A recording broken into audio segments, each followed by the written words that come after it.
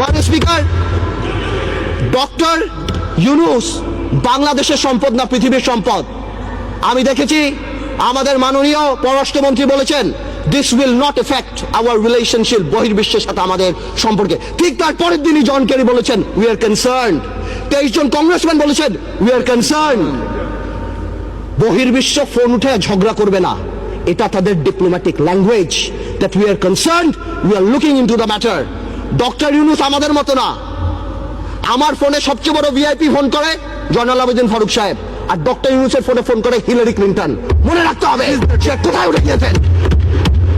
Doctor ইউনূসের এই ব্যাপারটা amicably settle করা যেত। I have witnessed it.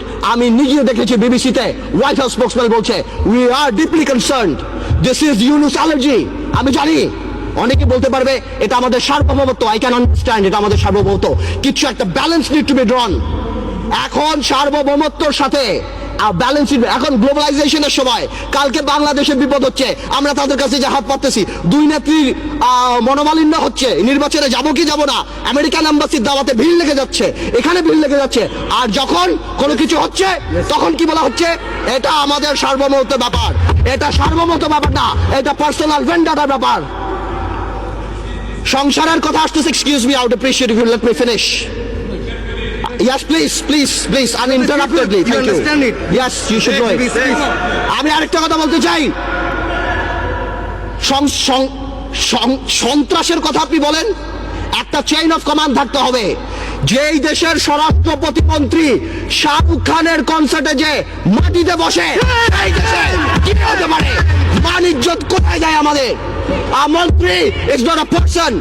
A মন্ত্রী of the flag. সেই মন্ত্রী আমাদের, সেইখানে স্বরাষ্ট্রমন্ত্রী যেই কাজ করে এই দেশে এগুলি হতেই পারে। মাননীয় স্পিকার, অনেক কথা বলে অনেক কিছু শেষ করা যাবে না, তবে আমি এতটুকু বলতে চাই ডেমোক্রেসির সাথে গুড গভর্নেন্স থাকতে হবে, মোরালিটি থাকতে হবে।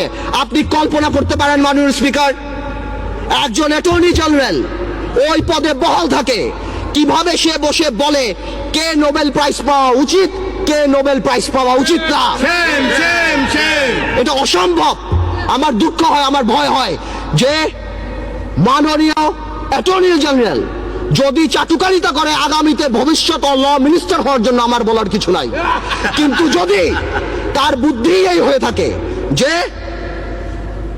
সন্তু লারমার প্রধানমন্ত্রী, হ্যাঁ, কে পাক না পাক that is not our concern, কিন্তু ফোরামটাকে ডক্টর ইউনূসের পাওয়া উচিত ছিল না, এই বুদ্ধি যদি অ্যাটর্নি জেনারেলের হয়ে থাকে, তাহলে আমি শঙ্কিত যে বাংলাদেশের জুডিশিয়ারি কোন দিকে যাচ্ছে। মাননীয় স্পিকার,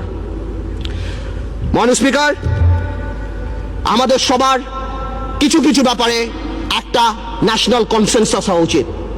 নতুন প্রজন্মের রাজনীতিবিদ হিসাবে আমি এতটুকু ক্লিয়ার